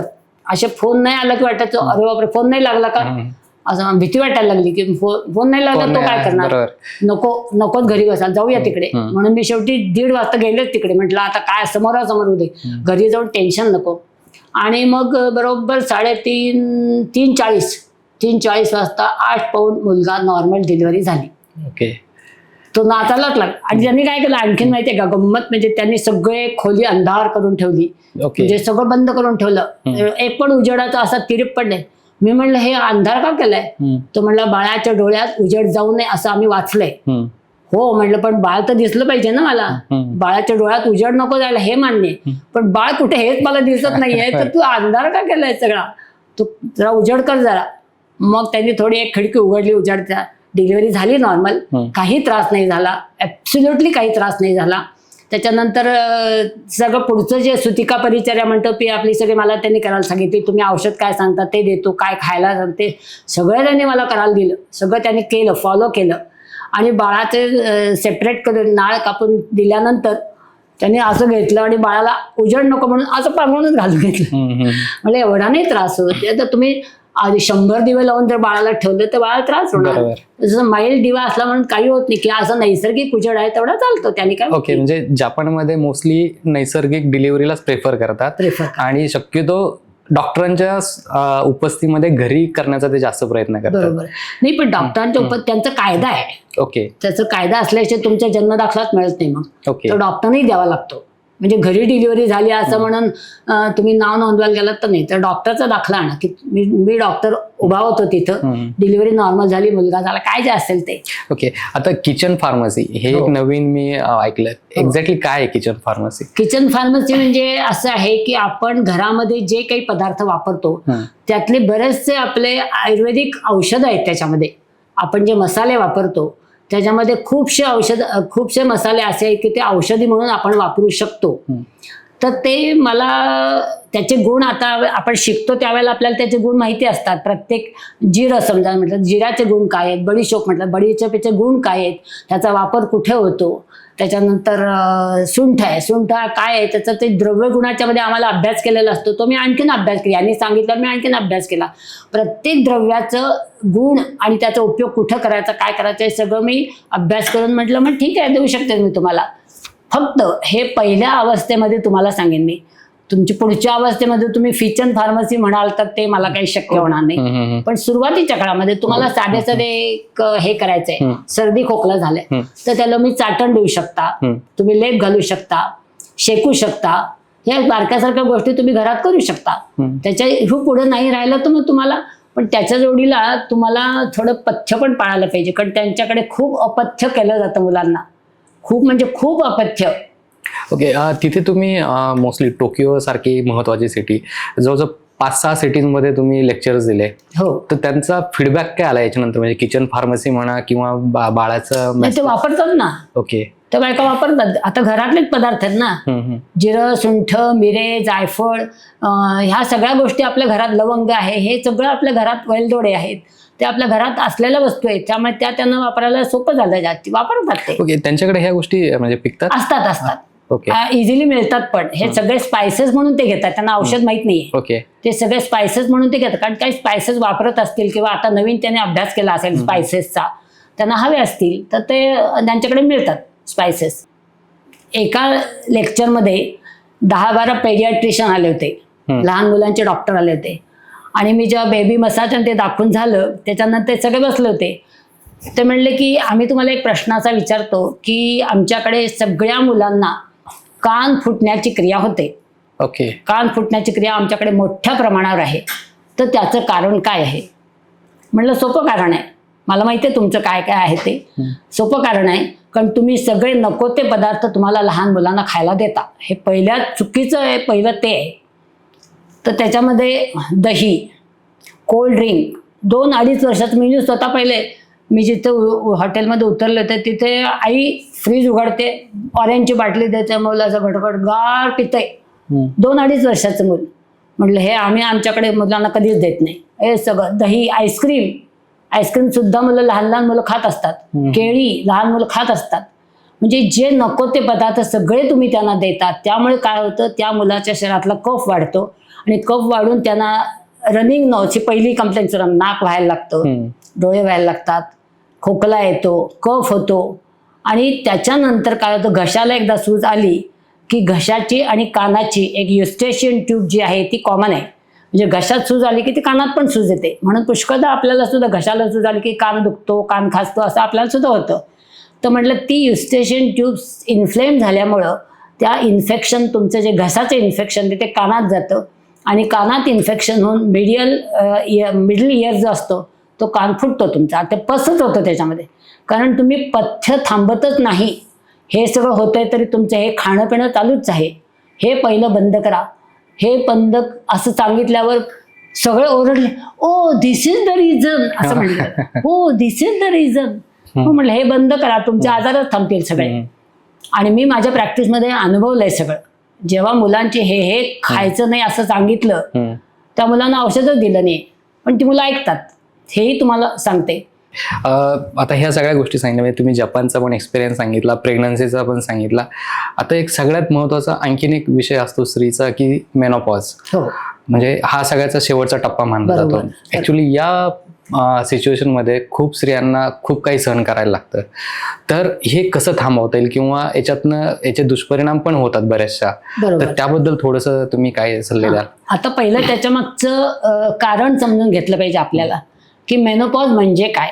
मेनोपॉज म्हणजे काय आहे. मेनो म्हणजे ब्लिडिंग आणि पॉज म्हणजे थांबणे. म्हणजे साधा शब्द अर्थ म्हणजे ब्लिडिंग थांबणे, म्हणजे पाळी थांबणे. हा साधा एक त्याचा अर्थ आहे. आता ही पाळी कधी थांबते, साधारण 50 वय हे शास्त्रामध्ये सांगितलेले, की त्यावेळेला धातुक्षय व्हायला लागतो आणि त्याचे वातवृद्धी होते, त्यामुळे ही पाळी बंद होते त्यावेळेला, असं शास्त्रात लिहिलेलं आहे. म्हणजे आपण 50 हे जर वय मेनोपॉजचं धरलं तर त्यावेळेला 2 गोष्टी घडतात. आणि मुख्य म्हणजे याला तुम्ही आजार धरू नका. त्याचं कारण आयुर्वेदामध्ये व्याधींचे 4 प्रकार सांगितले. एक आकंदुज व्याधी म्हणजे बाहेरच्या कारणामुळे होणारी व्याधी, एक शारीरिक व्याधी म्हणजे शरीराच्या आतल्या काही बिघाडामुळे होणार, एक मानसिक व्याधी म्हणजे तुझ्या मेंटल स्टेटसमुळे होणारी व्याधी, आणि सगळ्यात शेवटचं दिले ते स्वाभाविक व्याधी. आता स्वाभाविक व्याधी म्हणजे त्याच्यात सांगितलं क्षुधा, तृषा, जरा आणि मृत्यू. ह्या 4 गोष्टी स्वाभाविक आहेत. म्हणजे भूक लागणे स्वाभाविक आहे, त्याला तुम्ही औषध करत नाही, करू नये. तृषा म्हणजे तुला तहान लागणे, ते तुम्हाला जेव्हा तहान लागते तेव्हा तुम्ही पाणी पिणं, ते काही औषधी द्यायचा विषयच नाही. जरा, वार्धक्य येणं हे नैसर्गिक आहे, त्याला तुम्ही औषध करायची काही गरज नाही. आणि मृत्यू, त्याला तुम्ही काही थांबूच शकत नाही. त्यातला जरा हा जो भाग आहे, हा जरा म्हणजे 50च्या पुढचा जो काळ असतो, हा वार्धक्याकडे सुरू होणारा काळ आहे. जेव्हा बाईची पाळी बंद व्हायला सुरुवात किंवा झालेली असते बंद, आणि मग वार्धक्याचा जो काळ आता जरा यायला लागते, त्यावेळेला 2 प्रकार होतात. एक म्हणजे तिचा धातुक्षय व्हायला लागतो, म्हणजे शरीराची झीज हळूहळू वाढायला लागते. आणि दुसरं म्हणजे त्याचमुळे वातदोष वाढायला लागतो. वातदोष वाढणे आणि धातुक्षय होणे या दोन्हीमुळं तिला अनेक लक्षणं दिसायला लागतात. लक्षणं म्हणजे इतके विचित्र असतात की ते तुम्हाला, ही वाताचीच लक्षणं आहेत सगळी किंवा या धातुक्षयाची लक्षणं आहेत सगळी, की ती बाई काही वेळेला सांगते की मला सांगता येत नाही मला काय होतंय, पण मला काहीतरी होतंय. हे अगदी कॉमन कारण असतं. काही वेळेला मला रडू येतंय म्हणते, मला काय सांगतात मी का मी रडते, पण मला रडू येतंय. तुम्हाला उकडतंय तर मला थंडी वाजते, मला रात्री झोप येत नाही, मला थरथरायला होतंय, बॅलन्स होत नाही माझं मन, मला झोप येत नाही, मला कॉन्स्टिपेशन होत आहे. अशी जी सगळी कारणं आहेत ही सगळी या 2 कारणामुळे आलेली आहेत. तेव्हा हे समजून घेतलं पाहिजे की आपल्याला हे नैसर्गिकरित्या आता होत आहे. नुसतं तिन्हीने समजून घ्यायचं, घरच्यांनी सुद्धा ते थोडं समजून घ्यायला पाहिजे की याच्यामुळे हिला थकवा येतो, की याच्यामुळे थोडी चिडचिड होते, भीती वाटते, अमुक होतंय तमुक होतंय. तर हे स्वाभाविक व्याधी असल्यामुळे त्याला औषधाची फारशी गरज नाहीये. फक्त काही अतिरेक जर झाला असेल, काही लक्षणं अशी असतील की त्याला थोडंसं औषध द्यावंच लागतं. रेस्ट खूप महत्वाची आहे. तर तेव्हा औषध देणं गरजेचं आहे, नाही असं नाही, पण औषधच द्यायला पाहिजे असं तो काही व्याधी नाहीये. तर त्यासाठी हे पहिलं स्त्रीने समजून घेतलं पाहिजे की हा नैसर्गिक होणारा काळ आहे, ह्याला काय करणार आपण. तेव्हा त्या काळामध्ये आता तुझ्या जबाबदाऱ्या संपल्यात, थोडंसं कामाचाही विसावा आलाय, तेव्हा ह्याच्या आधीच्या काळामध्ये 50 नंतर मी काय करणार हे तुम्ही प्लॅनिंग ठरवलं पाहिजे. माझं मन कशात तरी मी गुंतवलं पाहिजे. घर तर आहेच, घर तर काही सुटका नाही होणार, कामावरची हळूहळू कमी व्हायला लागलेल्या असतात जबाबदाऱ्या, पण पुढे मी काय करणार आणि मी कशामध्ये माझा वेळ घालवणार हे तुमच्यासाठी तुमचा स्वतंत्र वेळ ठेवलाच पाहिजे, ज्यामुळे तुम्हाला हे सगळे जे आजार आहेत हे विसरायला होतील. नाहीतर काय होतं, नुसतंच घरात आता डोकं खाली करून बसलं तर मग मला सारखं हे होतंय ते होतं ते होतं तसंच होणार, आणि ते काय थोडे दिवस होणारच आहे, त्याला काही पर्याय नाही. त्यापेक्षा तुम्ही जर कुठल्या तरी कामात वगैरे राहिलात, एखादी हॉबी तुम्ही लावून घ्यायला पाहिजे. काही वाचनाचे आता मंडळ असतात, त्याच्यामध्ये जाऊन 4 बायकांमध्ये जाऊन थोडंसं वाचन, चांगलं आध्यात्मिक वाचन करा. काही पोथ्या, दासबोध किंवा असे जे ग्रंथ आहेत आपल्याकडे ज्याच्यामुळे तुमचं मन शांत राहील, असे अनेक आपल्याकडे ग्रंथ आहेत, त्याचा तुम्ही थोडा वापर करा. थोडी ध्यानधारणा करायला शिका की मन शांत राहिलं पाहिजे आणि झोप चांगली राहायला पाहिजे. ज्यासाठी नस्य म्हणून एक प्रकार आपल्या ह्याच्यामध्ये आयुर्वेदात सांगितलंय, तर तुम्ही गोघृत नस्य म्हणजे नाकात तुपाचे थेंब घालायचे. हे जर घातले तर तुमचा मेंदू आणि तुमचं मन शांत राहतं असं आहे, आणि चांगली सगळी इंद्रिय सुद्धा चांगली राहतात. म्हणजे डोळे, नाक, कान हे जे आहेत हे सगळं तुमचे अवयव चांगले राहतात, प्लस तुमचं मन चांगलं राहतं आणि प्लस तुम्हाला झोप चांगली येते. यासाठी ते गोघृत नस्य एक सांगितलंय. त्याच्यानंतर काही काळाच्या नुसार तुम्हाला थोडं अंगाला स्नेह स्वेद करायलाच पाहिजे. ओके. म्हणजे वृक्षता यायला लागते. वाताचा जो प्रकार बरोबर. वाढलाय त्यामुळे तुमच्या शरीरात खूप वृक्षता यायला लागते. ही वृक्षता नाही कशी करण्यासाठी तुम्हाला बाहेरनं तेल लावलंच पाहिजे. मग ते आता कसं करायचं हा वेगळा प्रश्न आहे. मग आठवड्यातनं एकदा करायचं का महिन्यात एकदा करायचं का, तर पण थोडं तेलाला, अंगाला तेल लावलं. ओके. बऱ्याच वेळा हाताला मुंग्या येणं किंवा हे असे प्रकार, गुडघे दुखणं, हा एक प्रकार मोस्टली जास्त आढळतो. हो, त्याच्यासाठी योगासनं थोडीशी करायला पाहिजेत. आणि हे जे मी आहे उपचार सांगितले ना, याने त्याचं मुंग्या येणं वगैरे हे सुद्धा हळूहळू कमी होतं. ओके. म्हणजे फार असं की खूप मोठा आजार आहे अशातला काही भाग नाही. पण आज समजा त्याच्याहूनही होत असेल तर थोड्या तपासण्या आपल्याकडे तर आता Correct, भरपूर आहेत. त्याचं बेसिक तपासणी करून थोडंसं काही नाही ना, विशेष काही नाही ना एवढं बघितलं तर तुम्ही साध्या उपचाराने तुम्हाला ठिकाणावर आणू शकता. ओके. मुख्य म्हणजे आहार तुमचा हलका पाहिजे. त्यावेळा काळामध्ये पुष्कळदा कॉन्स्टिपेशन, वाताची वृद्धी झालेली असल्यामुळे वृक्षता शरीरात आलेली आहे. मग ते जसं बाहेरनं आपल्याला म्हणतो की स्नेहन करायला पाहिजे, तसं अभ्यंतरही स्नेहन करायला पाहिजे. त्यासाठी तुम्ही साधं तुपाचा वापर, लोण्याचा वापर, दुधाचा वापर हे सगळं आतमध्ये केलेच पाहिजेत. हे थोडंसं तुमच्या रोजच्या जेवणामध्ये असलंच पाहिजे. शिवाय पचन सुद्धा थकवा आलेला असतो पचन शक्तीला सुद्धा, त्यामुळे तुम्ही पचन सुद्धा हलकं अन्न खाल्लं पाहिजे, जेणेकरून आपल्या पचन शक्तीवर ताण नाही येणार आणि आपल्याला कॉन्स्टिपेशनचे विकार नाही येणार. किंवा यासाठी साध्या आपल्या काळ्या मनुका आहेत त्याचा वापर करता येतो. रात्री भिजत घालून सकाळी खायच्या, किंवा गरम पाणी तूप तुम्ही घेऊ शकता, किंवा दूध आणि तूप तुम्ही घेऊ शकता. असे साधे उपचार याला करू शकता. आणि काही फळांचे काही पेय सांगितलेत आयुर्वेदामध्ये. ती पेय म्हणजे मंथ असं त्याला म्हणतात, की जे खजूर मंथ थोडक्यात, म्हणजे सद्य तर्पण होणाऱ्या जे पेय आहेत, म्हणजे ताबडतोब एनर्जी म्हणतो ना आपण, ताबडतोब एनर्जी देणार अशी काही पेय सांगितलेली आहेत, ती थोडीशी घ्यायला हरकत नाही. डाळिंबासारख्या फळाचा रस घ्यायला हरकत नाही. शतावरी आणि अश्वगंधा ही जी एक वनस्पती या आयुर्वेदामध्ये वनस्पती आहेत, त्यांचा सुद्धा वापर ह्या काळामध्ये खूप चांगल्या तऱ्हेने होतो. म्हणजे तुमची ताकद राहण्यासाठी किंवा तुमची नर्वस सिस्टीम चांगली राहण्यासाठी, तुमचा मेंदू शांत राहण्यासाठी या दोन्ही वनस्पतींचा चांगला उपयोग होतो. ते तुम्ही दुधामधनं घ्यायला पाहिजे. असे साधे उपचार जर केले तर मेनोपॉज हा काही मोठा प्रॉब्लेम होईल असं वाटत नाही. म्हणजे तो धरू नये की फार मोठा प्रॉब्लेम आहे. नक्कीच. खरंच तुम्ही म्हणजे हा खूप महत्त्वाचा सल्ला दिला असं मी म्हणेल. सगळ्यात महत्त्वाचं म्हणजे पहिल्या मिनिटापासून तर आत्तापर्यंत ऑलमोस्ट 1 तास झालाय, एनर्जी जशी होती तशीच आहे. म्हणजे यंग लेडी जी म्हणतो ना, मी मागाशी म्हणालो तुम्हाला 73 वय आहे, पण अजूनही मनाने आणि सगळ्यात म्हणजे मी बोलताना कधी कधी थोडासा दम मला लागला असेल, पण अजूनही दम लागलेला नाही आहे पहिली गोष्ट. तर म्हणजे पूर्वीची जीवनशैली अशी होती, चला आता खूप बदल झाला आहे, आपण त्याला नाकारू शकत नाही आहे, पण आहार आणि तुमचा जीवनशैली ह्या 2 गोष्टी खूप महत्त्वाच्या आहेत, खास करून स्त्रियांसाठी. कारण आजकाल स्ट्रेस म्हणा किंवा ह्या बाकीच्या गोष्टी तर त्या आहेतच, त्याला आपण डिनाय करू शकत नाही. पण काय घ्यायचं आणि काय नाही घ्यायचं हे म्हणजे डॉक्टरांकडे बघून तर नक्कीच कळतं. डॉक्टर, आता मला वाटतं तुम्ही प्रेग्नन्सी म्हणजे नॉर्मल प्रेग्नन्सी तर डिलिव्हरी केल्यात, डॉक्टर अजूनही थांबलेले नाहीत, ते आणखीनही वेगळं काय करतात. सगळ्यात महत्त्वाचं म्हणजे कॅन्सर पेशंटसाठी ते आहार बनवतात. तर आता त्याच्याबद्दल थोडंसं एक थोडक्यात जाणून घेऊ, एक्झॅक्टली काय करतं. म्हणजे कॅन्सर पेशंटसाठी तुम्ही आहार बनवता म्हणजे नेमकं काय करता? खरं म्हणलं तर कॅन्सर पेशंटसाठी आहार असा मी वेगळा नाही बनवला. एक एक गोष्टी मी करत गेले आणि त्याचा उपयोग असा झाला की आमच्याकडे डॉक्टर सरदेशमुख ते हेड कॅन्सर डिपार्टमेंटचे हेड आहेत, त्यांचे असिस्टंट डॉक्टर विनिता देशमुख ह्या माझ्याकडे नेहमी माझ्या बोलण्यात माझ्या ह्याच्या बघण्यात असतं नेहमी. तेव्हा मी काही काही जे पदार्थ बनवते ते त्यांना जेवणात जेव्हा दिले त्यावेळेला ते म्हणले की प्रभाते हे आमच्या पेशंटना खूप चांगलं आहे, तुम्ही आम्हाला करून द्या. मग ठीक आहे करून देऊ. असं ते एक एक वाढलं. म्हणजे मी असं ठरवून काही केलेलं नाहीये. उदाहरणार्थ देवाच्या नैवेद्याला साधा मुगाचा लाडू केला, तो प्रसाद म्हणून सगळ्यांना जेवायला दिला. तेव्हा त्यांनी सांगितलं की हे पेशंटनं खूप चांगलं आहे आणि खूप चांगले आहेत तुमचे लाडू, आम्हाला तुम्ही लाडू करून द्या. ते केले. मग त्यानंतर आमच्या बागेमध्ये मी बाग लावली मोठी बऱ्यापैकी, तिथे लिंब खूप लिंब आली, तर काय करणार त्या लिंबाचं, म्हणताना मी त्याचं लोणचं बनवलं. आता टिकतं ना ते टिकतं म्हणून त्यांना जेवताना ते वाढलं. म्हणलं पेशंटना चांगलं आहे, आम्हाला करून द्या. ते झालं. मग त्यानंतर आमच्याकडे ना ऊन खूप असतं. आता हे हसायला येईल तुम्हाला, ऊन म्हणलं की बायकांचं वाळवणं वगैरे लगेच लक्षात येतं की आता काहीतरी वाळत घाल का. पण असे काही पदार्थ करता येतात की जे वाळवून आपल्याला उन्हात करता येतात. मग त्याचे मी असं गहू सत्व, नाचणी सत्व जे पेशंटना चांगलं आहे, पौष्टिक आहे, कुणालाही घेता येतं, वयस्कर माणसाला किंवा यंग माणसाला, अशासाठी मी ते गहू सत्व आणि नाचणी सत्व बनवलं. ते पण त्या दोघांना दाखवलं. ते म्हणले हे पेशंटना आम्हाला लागतं, कारण काही लिक्विड डाएटचे पेशंट असतात, मग त्यांना ताकद तर चांगली राहिली पाहिजे, त्यांना आम्हाला तुम्ही हे करून द्या. असं ते केलं. लिंबाचं लोणचं ते तुम्हाला सांगितलं ते केलं. त्याच्यानंतर माझ्या बागेमध्ये आवळे खूप आले.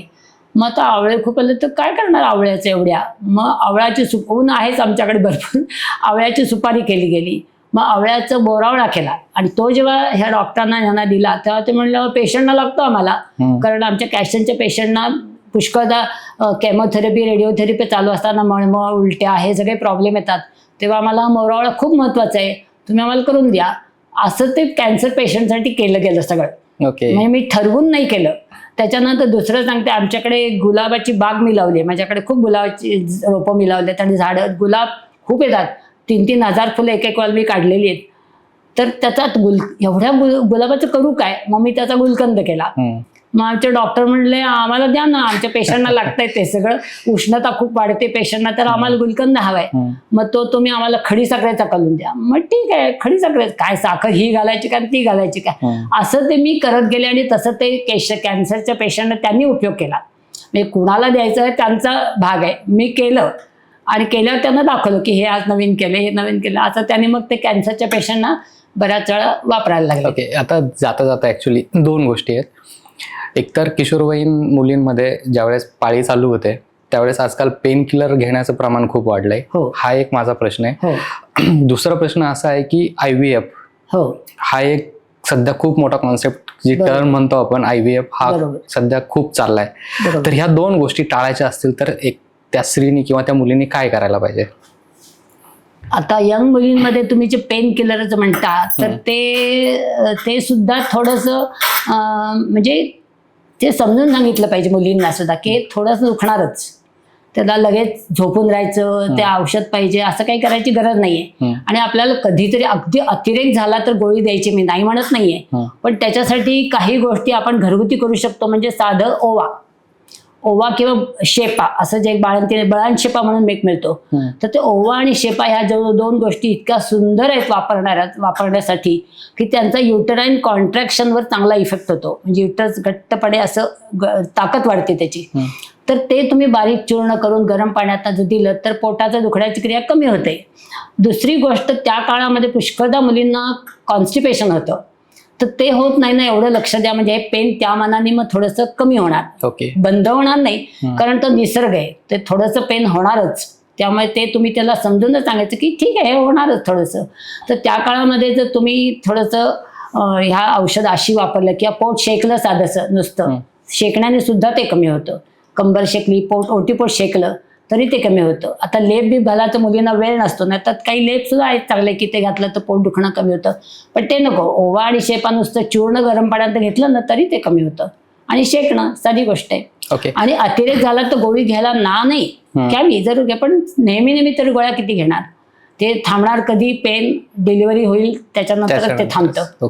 कारण काय होतं, गर्भाशयाचे स्नायू मग लूज होतात आणि मग तेवढं त्या पेनची क्रिया कमी होते. मग त्यावेळेला तोपर्यंत थोडंसं फार पेन होणारच. ते थोडं तिला समजूनच सांगितलं पाहिजे.